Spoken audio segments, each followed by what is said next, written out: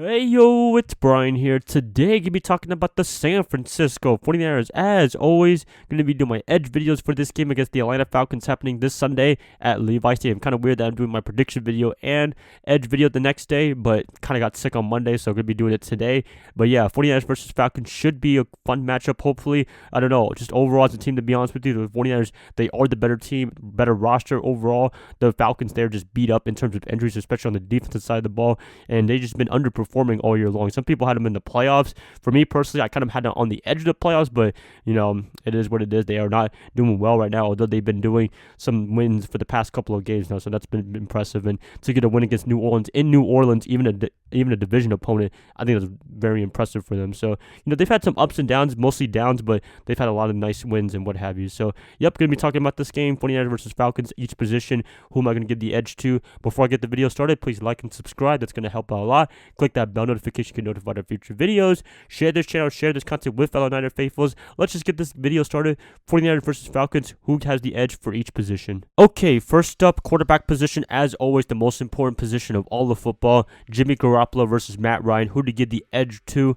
You know, if this was a lifetime achievement award of what you've done in your career, I would definitely give it to Matt Ryan just because he's been to a Super Bowl. He's been league MVP. He's been there, done that with Kyle Shanahan as the offensive coordinator. So what else can you say? But in this game, I'm going to have to give it to Jimmy Garoppolo just because he's been playing really, really well. And when the defense is down, as we saw against the Saints, he's been able to step up and show out. And that's the good thing about him. A lot of people give the credit to the defense all season long, but when you need Garoppolo's number 10 to be called forward to have a good game, he will be the guy to have a good game. And yeah, we saw against the Saints in New Orleans that he can do really well. So edge, Jimmy Garoppolo, he's been playing really well. He's been really low on the turnovers. The Saints game, that's not really his fault, so I don't really count that one. But other than that, if you're talking about like his own interceptions, like where it was just completely his fault, why did you throw that? He hasn't been doing that for the past couple of games. I think the last time was probably against the Arizona Cardinals. But other than that, he's been playing really well. So edge, Jimmy Garoppolo, and I love him. Next up, running back position, Tevin Coleman, Matt Breida, and Raheem Mostert versus Devontae Freeman. Who to give the edge to?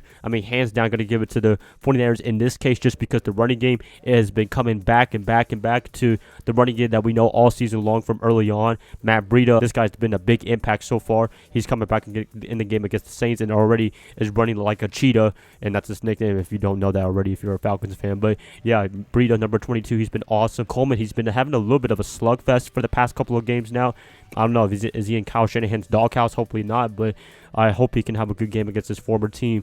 And Raheem Mostert, this guy has been emerging as one of the top running backs so far for the 49ers for the past couple of games now, and he's getting noticed from everyone around the league, which I do see because he's a really good running back, and we all know he runs the ball really well. He can also catch the ball. He had a nice touchdown from Emmanuel Sanders to him, and yeah, he's been able to do really good things for the 49ers. So edge, San Francisco, hands down. Running back by committee. You don't know which one's going to have the best game of the day, so there's a lot of anticipation, and whoever the defensive coordinator is for the Falcons, they have to plan for 3 running backs, not just one. So if you stop Coleman, then you have to stop Breida or Raheem Mostert, and that's going to be a difficult thing to do. And also the 49ers, they're second in rushing yards in the NFL. So edge, San Francisco, running back position, got to give it to them. Next up, wide receiver position, wideouts.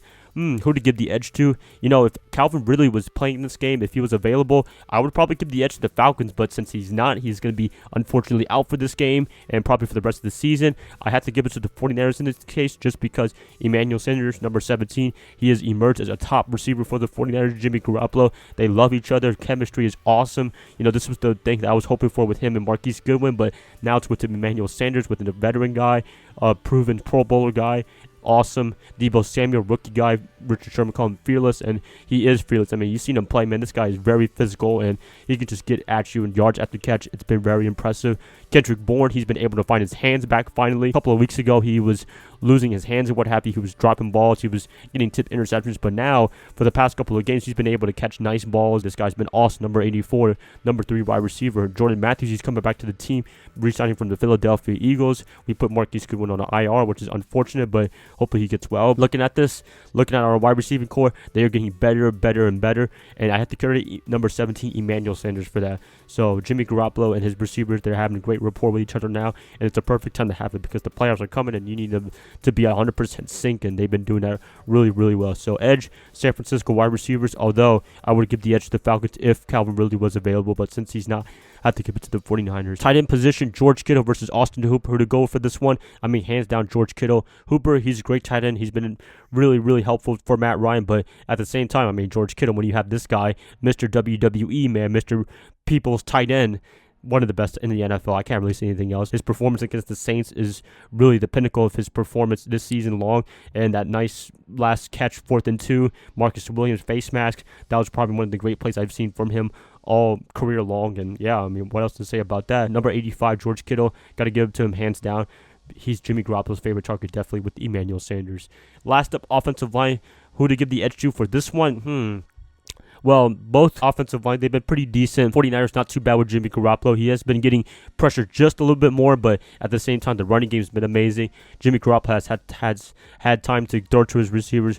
Ryan, same thing too. Nothing too crazy. Maybe he's been sacked a little bit more, but nothing to the point where it's like Kyler Murray and the Cardinals, where he's just getting harassed all day and just getting sacked all day. So, that's kind of like that. If I did give the edge, I would probably give it to the 49ers in this case, just because, as I said, the rushing guards, the rushing blocking, the pass blocking, I think that's been amazing. 2 tackles, Mike McGlinchey, Joe Staley coming back to his form. That's great. Having Mike Person and Lincoln Tomlinson, they've been great as well. And now Ben Garland, he's been playing pretty well ever since that Weston Richburg injury that he's out for the season.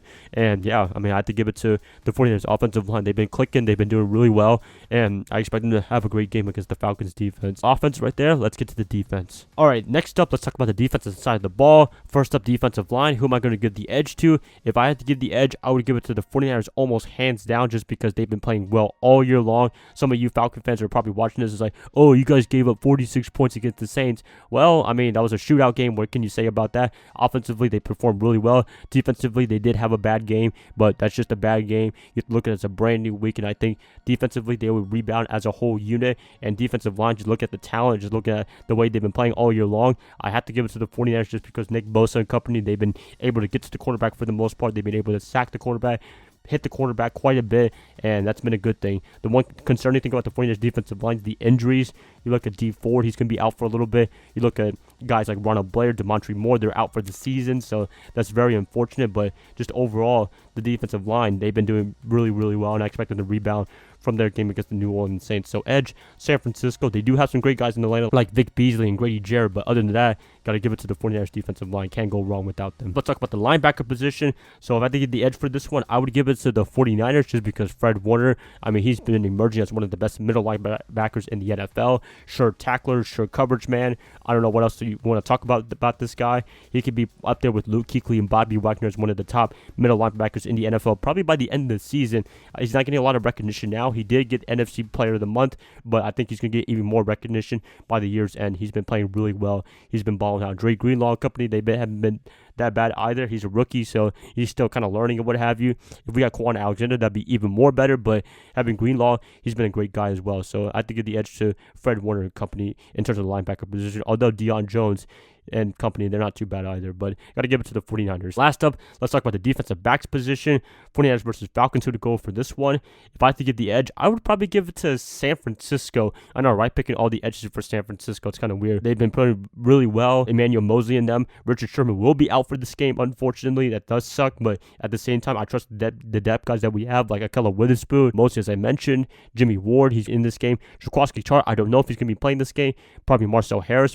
He can create turnovers. He can make plays, but at the same time, his tackling's kind of rubbish and what have you. But other than that, defensive backfield, they've been awesome. And also the number one in passing defense. I mean, there's nothing wrong about that. They did have a bad game against the New Orleans Saints. I mean, giving up 46 points, giving him a lot of yards, 5 touchdowns. But at the same time, it is Drew Brees and company, so you can't really say anything else. I expect them to have a better game in this one against Matt Ryan and company. So edge, San Francisco, even with Richard Sherman being out. Last up, let's talk about special teams for players. Robbie Gould versus Young Ho Ko. Who to go for the edge? I have to give it to the 49ers special teams just because they've been playing really well for the most part. Robbie Gould, he did kick that last second field goal against the New Orleans Saints in the dome, I know, but at the same time, that was a last second field goal to get the win. That was amazing. I am a little bit concerned if it's over 50 yards of a field goal because he hasn't been able to kick as many as he usually does. He's been having a little bit of a down year, but at the same time, I still trust him definitely 100%. And it's going to be at Levi Stadium. I'm pretty sure it's going to be nice and warm and what have you. I haven't checked the weather yet, but I'm pretty sure he's going to have a pretty good day if his number's going to be called in.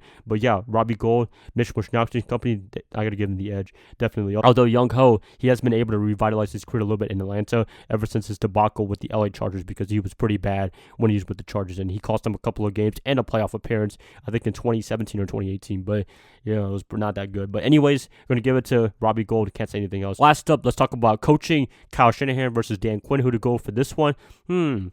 I don't know. I mean, you could go with Dan Quinn, to be honest with you, just because he's been able to inspire his players to play, even though they're down in the water. I mean, he's been able to get some nice wins against the Panthers twice, the New Orleans Saints in New Orleans, and what have you. But, his job is on the line. I don't know if he's going to be staying any longer, but the players seem like they love to play for him, and they seem motivated for him to keep his job. So that could be a motivating factor for the Falcons to try to win this game. Shanahan, I have to give the edge to him as well, just because to turn the team around from 4-12 to 11-2 so far, that's been amazing. So, yeah, I mean, it's a pretty tough one to go with coaching, but I'm going to give it to Kyle Shanahan just because I'm pretty sure he knows Matt Ryan and company, and also he's been putting this team in the right direction in terms of both offense and defense. Robert Salah, he's been doing awesome all year long, and I expect him to have head coaching opportunities coming in by the end of the season. That's it, guys. Edge-to-edge videos, all of the 49ers. I know that's kind of weird, but at the same time, I don't know. I mean, with the injuries with the Falcons have and our depth that we have in San Francisco, I believe in the San Francisco team, and hopefully they have a good game. Please let me know who you guys have the edge for each position. I like to hear what you got to say in the comments below.